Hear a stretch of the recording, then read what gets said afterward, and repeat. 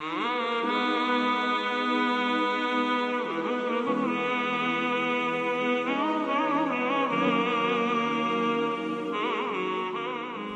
بعد فاعوذ باللہ من الشیطان الرجیم بسم اللہ الرحمن الرحیم قال اللہ تعالی یا ایہا الذین آمنوا لا تحرموا طیبات ما احل اللہ لکم ولا تعتدوا ان اللہ لا يحب المعتدین۔ اے ایمان والو،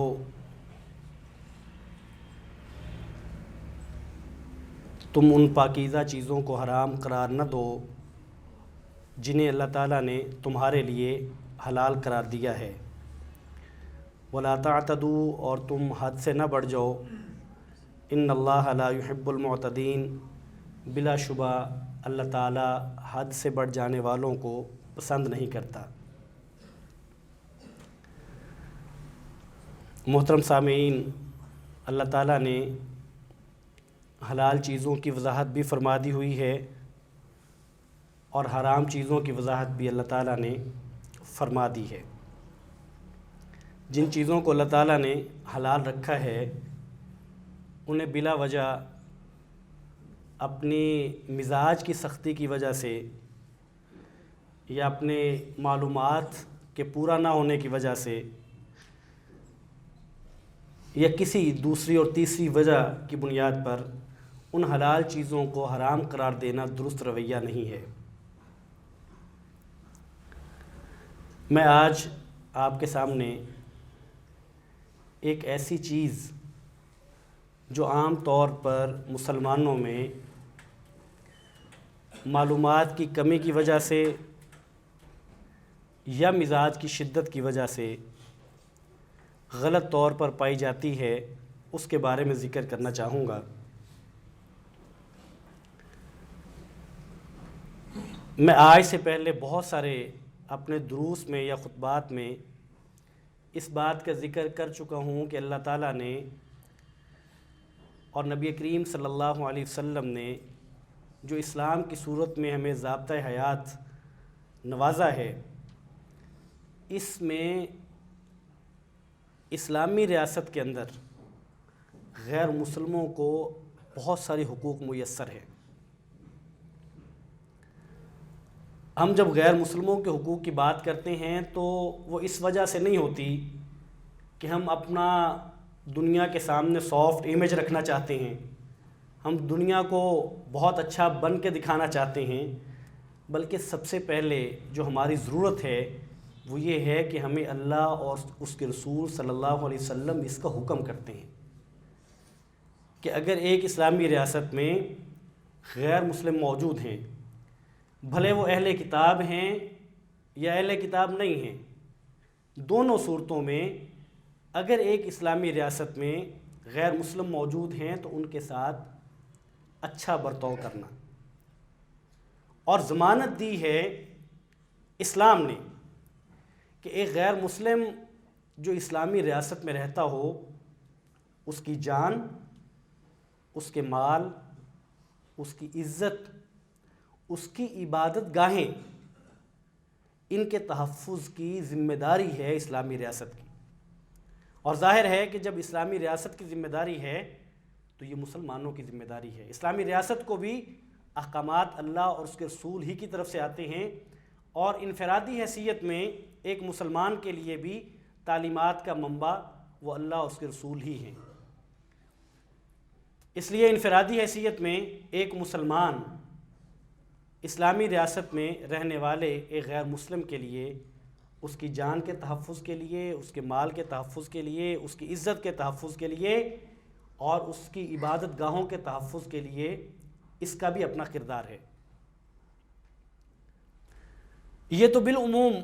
ان کے حقوق ہیں۔ ایک خاص بات جس کا میں آج بالخصوص ذکر کرنا چاہتا ہوں وہ یہ ہے کہ ہمارے گرد و نواح میں، ہمارے گرد و پیش میں بہت سارے غیر مسلم ہیں۔ ہم جب کام کر رہے ہوتے ہیں ہمارے اداروں میں، ہمارے محلوں میں، ہمارے جاننے والوں میں غیر مسلم موجود ہیں۔ تو تو ایک بڑا مسئلہ درپیش یہ ہے کہ کیا ہم ان کے ساتھ کھانا کھا سکتے ہیں کہ نہیں کھا سکتے. سوال یہ ہے آج کا. اور آج کی بات یہ ہے کہ کیا ایک غیر مسلم اس کے ساتھ کھانا کھایا جا سکتا ہے کہ نہیں کھایا جا سکتا. آپ کھانا کھا رہے ہوں، وہ آ جائے تو وہ آپ کے ساتھ بیٹھ کے کھانا کھا سکتا ہے کہ نہیں کھا سکتا. اگر وہ آپ کو کھانا پیش کرتا ہے تو آپ اس کا پکا ہوا کھانا کھا سکتے ہیں کہ نہیں کھا سکتے. کیا ایک غیر مسلم کے برتنوں کو آپ استعمال میں لا سکتے ہیں کہ نہیں لا سکتے. ایک غیر مسلم بلا تفریق کہ وہ اہل کتاب ہے یا غیر اہل کتاب ہے. اہل کتاب سے مراد وہ غیر مسلم ہیں جن پر اللہ تعالیٰ نے کتابیں نازل کی ہیں، جن کی طرف انبیاء آئے ہیں، جن پر شریعت اتاری گئی ہے. اور غیر اہل کتاب وہ ہیں جو کسی نبی کو اور کسی شریعت کے ماننے والے نہیں ہیں. اہل کتاب ہوں یا غیر اہل کتاب ہوں، اگر وہ آپ کو کوئی تحفہ دیں تو ایک مسلمان اور اس کا دین اس کو اجازت دیتا ہے کہ وہ اس تحفے کو قبول کر لے کہ اجازت نہیں دیتا. ایک غیر مسلم آپ کی مسجد میں آ کے بیٹھ سکتا ہے کہ نہیں بیٹھ سکتا. اب یہ سوالات ایسے ہیں کہ ہمارے ہاں قرآن مجید تو یہ کہتا ہے نا کہ فَاسْأَلُوا أَهْلَ الذِّكْرِ إِن كُنتُمْ لَا تَعْلَمُونَ، کہ اگر کسی چیز کا علم نہ ہو تو اہل ذکر سے پوچھ لو، اہل علم سے پوچھ لو. ہمارے ہاں بہت سارے لوگوں کا مزاج یہ ہے کہ جب ان کو کوئی چیز کھٹکتی ہے یا معلوم نہیں ہوتی تو وہ پوچھتے ہیں. اور بہت سارے لوگ ایسے ہیں کہ جو پوچھنے کی بجائے انہوں نے جو بات آغاز سے بچپن سے جو انہوں نے کہیں سے سن رکھی تھی ان کے ذہن میں موجود ہے، وہ ہمیشہ اس پہ عمل کرتے ہیں اور لوگوں کو وہی بتاتے ہیں اور شدت سے اس پر عمل پیرا ہے. اور ہم پھر ایک چھوٹی چیز کو، ایک جزوی غلطی اگر ہو تو یہ بھی ہمارا مزاج ہے کہ ہم اس کو کلی بنا کے پیش کرتے ہیں. مثال کے طور پہ ہم یہ پوچھتے ہیں کہ اگر شلوار ٹخنوں سے نیچے ہو وضو کرنے کے بعد تو وضو ٹوٹ جاتا ہے کہ نہیں ٹوٹ جاتا. اگر شلوار ٹخنوں سے نیچے ہو نماز ہوتی ہے کہ نہیں ہوتی. اب دیکھیے شلوار کا ٹخنوں سے نیچے ہونا یہ خود سے ایک گناہ کی بات ہے، یہ گناہ ہے، لیکن اس کا نماز سے اس طرح کا کوئی تعلق نہیں ہے کہ اسے ٹخنوں سے نیچے ہو جانے کی وجہ سے نماز نہیں ہوتی. تو رویہ یہ ہے کہ ایک جزوی غلطی کو ہم اٹھا کے اس کو کلی بنا دیتے ہیں، جز کو کل سمجھ لیتے ہیں. تو یہ بات یاد رکھیے کہ قرآن مجید میں اللہ تعالیٰ فرماتے ہیں کہ لا ینہاکم اللہ عن الذین لم یقاتلوکم فی الدین ولم یخرجوکم من دیارکم ان تبروہم وتقسطوا الیہم ان اللہ یحب المقسطین.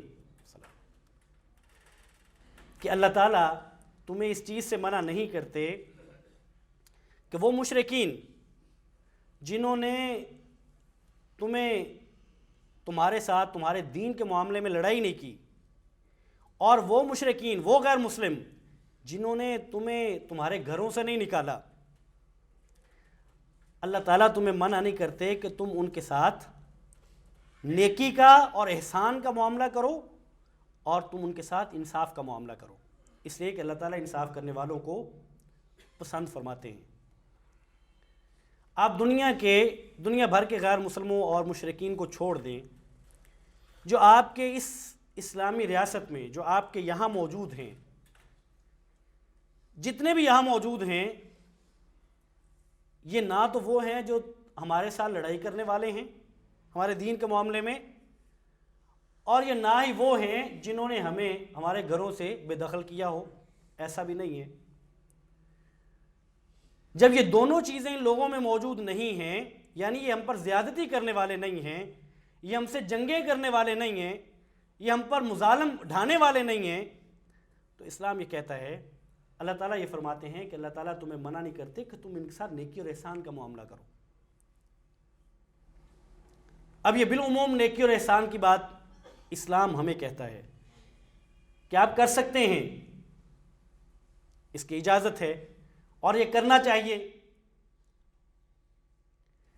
ایک شخص جو آپ کے ادارے میں کام کرتا ہے، اور خاص طور پہ ہمارے ہاں غیر مسلم ان میں سے اکثر، سب تو نہیں، ان میں سے اکثر جو ہیں وہ جب اداروں میں جابز ان کی ہوتی ہیں یا ان کو نوکریاں ملتی ہیں تو وہ بڑی چھوٹی سطح کی نوکریاں ہیں،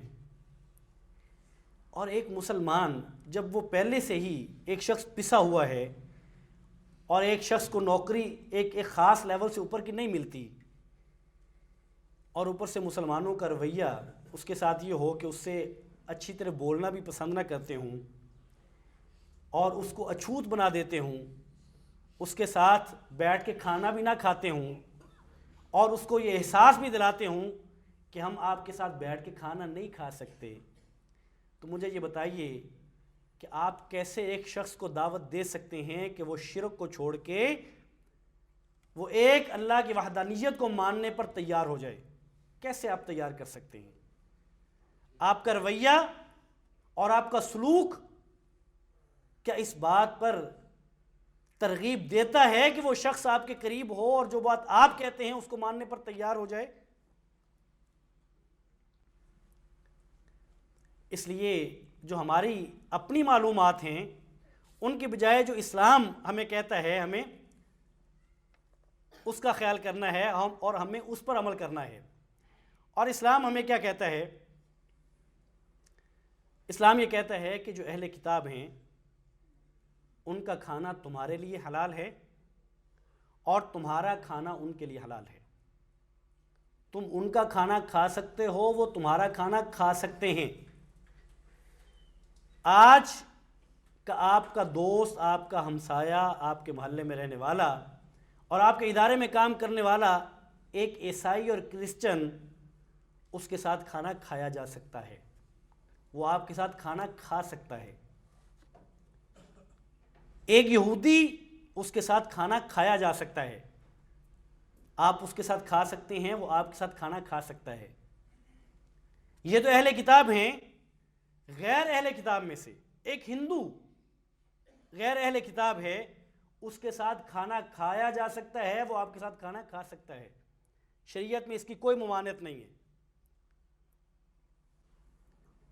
جو ضابطہ اور جو شرائط ہیں جو عام طور پہ ذکر کی جاتی ہیں نہ کھانے کی وجوہات میں سے، جن کو وجوہات بنایا جاتا ہے، وہ وجہ کیا ہیں؟ وہ وجہ یہ ہے کہ آپ اس بات کا یقین کر لیں کہ وہ کھانا ایسا نہ ہو کہ جس میں کوئی حرام اجزاء سے ملا کے بنایا گیا ہو، یعنی ایک شخص ایسا ہے وہ حرام اجزاء اس میں شامل کر لیتا آپ کے اپنے کھانے میں، جو کھانا روز بناتا ہے وہ حرام کھانا بناتا ہے، تو وہ کھانا کہیں آپ کو پیش نہ کر دے۔ تو یہ تو خاص طور پہ غیر مسلم سے تو اس کا خاص تعلق نہیں ہے، یہ تو اگر ایک مسلمان بھی حرام اجزاء سے بناتا ہے تو وہ بھی نہیں کھانا چاہیے۔ ایک مسلمان اپنا کھانا اگر اس میں حرام اجزاء شامل کر دیتا ہے تو وہ بھی نہیں کھانا چاہیے۔ ایک غیر مسلم، اس میں نفاست نہیں ہے، وہ پلید ہے، وہ پلید وہ نہیں ہے کہ انما المشرکون نجس، کہ جو مشرک ہیں وہ پلید ہوتے ہیں، وہ عقیدے کے اعتبار سے ہیں۔ اگر اپنے ظاہری جو نفاست ہے انسان کی اور جو ظاہری پاکی ہے، پاکیزگی ہے، وہ اگر اس میں موجود ہے تو آپ بالکل کھانا کھائیے۔ اگر وہ ظاہری طور پہ پاک نہیں ہے اور پاکیزہ نہیں رہتا تو وہ تو ایک مسلمان بھی نہ رہتا ہو تو اس کے ساتھ بھی نہیں کھانا چاہیے۔ تو اس لیے بیجا طور پر ان لوگوں کو جو آپ کے ساتھ رہنے والے ہیں اور وہ تقاضا کرتے ہیں کہ ان کے ساتھ حسن سلوک سے پیش آیا جائے، اور حسن سلوک سے پیش آ کر ان کے لیے، آپ کے لیے تو فائدے کی بات ہے، ان کے فائدے کی بات کی جائے، اور ان کے فائدے کی بات یہ ہے کہ انہیں اللہ کی وحدانیت پر لایا جائے اور انہیں بتایا جائے کہ صحیح بات کیا ہے، درست بات کیا ہے، درست بات کی طرف ان کو ترغیب دی جائے۔ مجھے نہیں معلوم کہ اس میں درست کیا ہے اور درست کیا نہیں ہے، لیکن جب وہ کیس میں نے سنا تھا یا میں نے پڑھا تھا، وہ آسیہ مسیح کا جو کیس تھا جس میں اس نے گستاخی کی اور پھر اس کو سزا ہوئی اور پھر اس کو عدالت نے رہا کیا اور وہ باہر چلی گئی، اب وہ غلط اور صحیح تو ان لوگوں کو معلوم ہے جو وہاں موجود تھے کہ وہ کیا وہاں ہوا کیا تھا، لیکن جو چیز رپورٹ ہوئی تھی اس میں یہ بات بھی تھی کہ جو وجہ نزاع تھی وہ یہ تھی کہ اس کے برتن میں اس نے پانی پیش کیا تو مسلمانوں نے نہیں پیا، جو خواتین وہاں کام کر رہی تھیں، یا کوئی اس طرح کا معاملہ تھا، کھانے پینے کی بات تھی، ایک دوسرے کے برتن استعمال نہ کرنے کی بات تھی۔ تو بات یہ ہے کہ یہ تو اسلام نے ہمیں کہیں اس بات سے نہیں روکا، ہمیں اسلام نے کہیں منع نہیں کیا۔ کسی شخص کے پاس اس بات کی دلیل موجود نہیں ہے کہ ایک شخص غیر مسلم ہو اور اس کے کھانے میں حرام کے اجزاء نہ ہوں اور ظاہری طور پہ وہ پاکیزہ ہو تو اس کے ساتھ بیٹھا نہیں جا سکتا، اس کے ساتھ کھایا نہیں جا سکتا، یا اس کے برتن استعمال نہیں کیے جا سکتے۔ ہمارے ہاں بہت سارے لوگ ایسے موجود ہیں، آپ کو یاد ہوگا کہ آپ کی اسلامی ریاست میں شراب کے پرمٹ جاری ہوئے اور جو جاری پرمٹ ہیں ان کے مطابق جتنی شراب ان کو اجازت دی گئی ہے اس سے کئی گنا زیادہ وہ لیتے ہیں۔ آپ کو اگر یاد ہے، مجھے یاد ہے، آپ کو اگر یاد ہے، ان پرمٹوں کے خلاف جو پٹیشن سپریم کورٹ میں دائر کی تھی وہ ایک ہندو رکن اسمبلی نے کی تھی، اور اس نے یہ بات کی تھی کہ یہ ہمارے نام پر نام اقلیتوں کا لیتے ہیں، مسلمان ہمارے نام پر پرمٹ لیتے ہیں، جبکہ یہ ہمارے دین میں تو جائز نہیں ہے، ہمارا دین بھی اس کی اجازت تو نہیں دیتا۔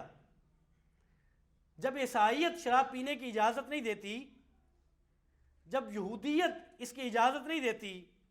تو پھر ہمارے نام پر پرمٹ کیوں لیے جاتے ہیں؟ اب یہ خود سے سمجھ لینا کہ جو عیسائی ہوتا ہے وہ شرابی ہوتا ہے، جو یہودی ہوتا ہے وہ رسیا ہوتا ہے شراب کا، وہ شراب پیتا ہے، شراب نوشی کرتا ہے، تو یہ بات درست نہیں ہے۔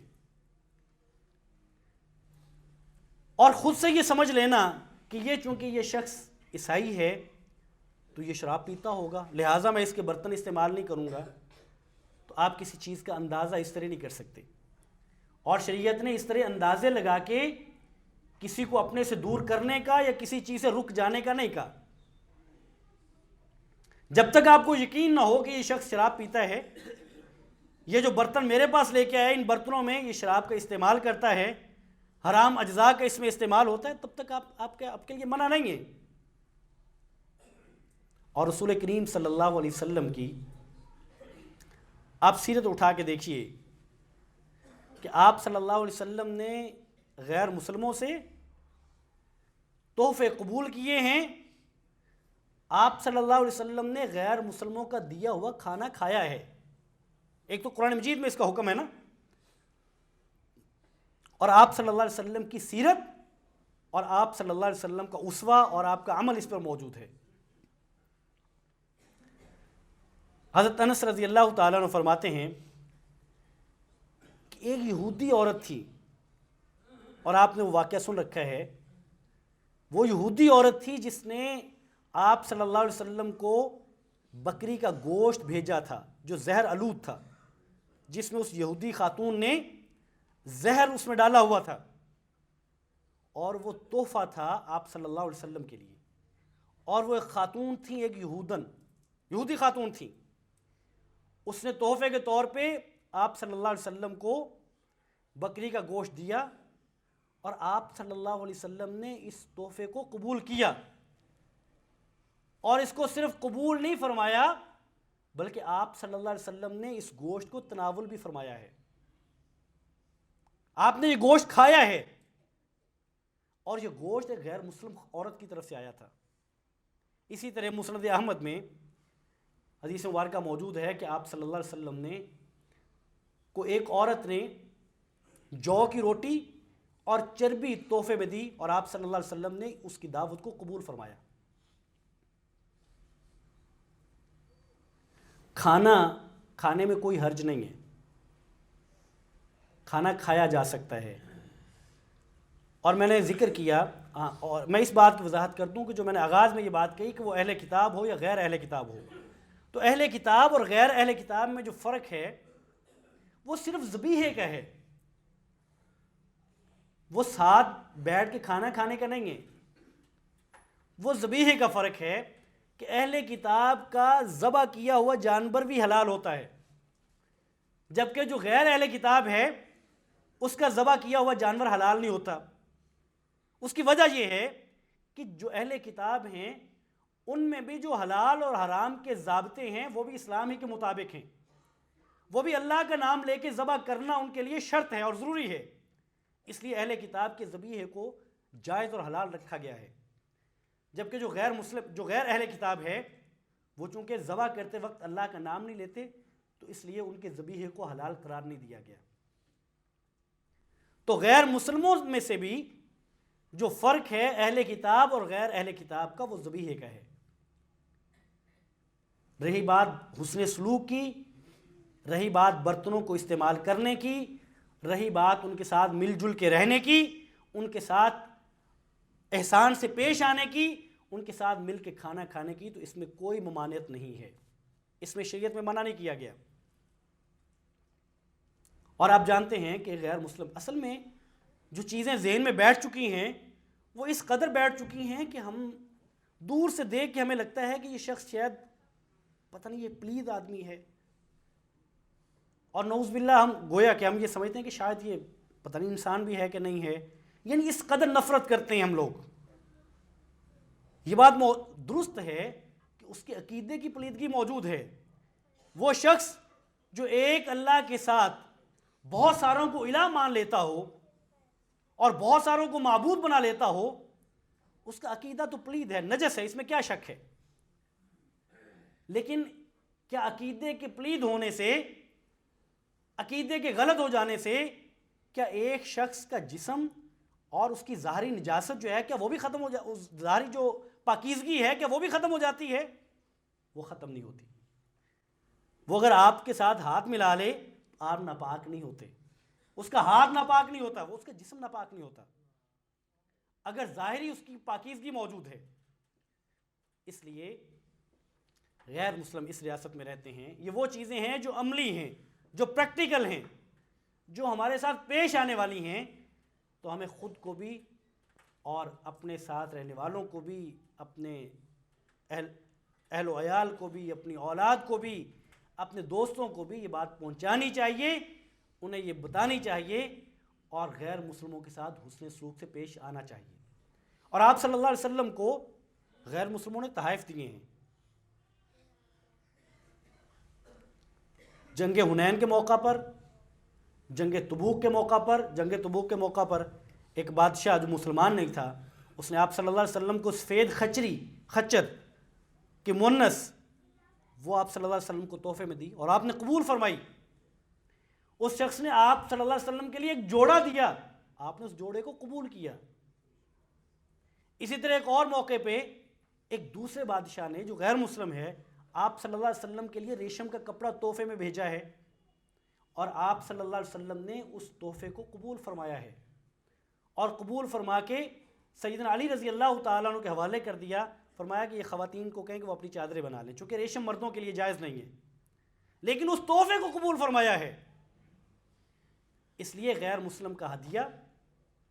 اور غیر مسلم کے ساتھ کھان پین کا جو معاملہ ہے، اس میں سوائے ان شرطوں اور ان ضابطوں کے کہ وہ حرام کا رسیہ نہ ہو، وہ کھانے جب بناتا ہو تو وہ حرام کا کھانا نہ کھاتا ہو، اور اس کے برتنوں میں حرام کے کھانے استعمال میں نہ آتے ہوں، اندازے سے نہیں۔ آپ کو یقین ہے کہ یہ شخص حرام کھاتا ہے تو آپ نہ کھائیں، آپ احتیاط برت جائیں۔ اور میں نے گزارش کی کہ یہ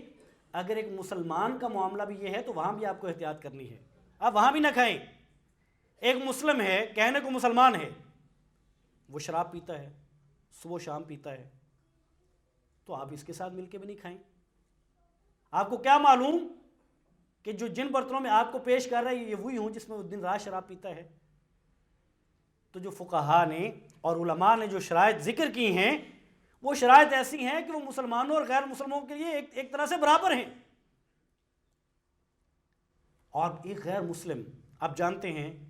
کہ حضرت سفیان جب مسلمان نہیں ہوئے تھے صلح حدیبیہ والے سال میں، تو یہ مسجد نبوی میں تشریف لاتے ہیں، اور بنو ثقیف کا وفد جو عیسائیوں پر مشتمل تھا وہ مسجد نبوی میں آ کے آپ صلی اللہ علیہ وسلم سے ملتا ہے، آپ صلی اللہ علیہ وسلم ان عیسائیوں کی میزبانی کرتے ہیں، آپ صلی اللہ علیہ وسلم ان کے لیے ان کو کھانا کھلاتے ہیں۔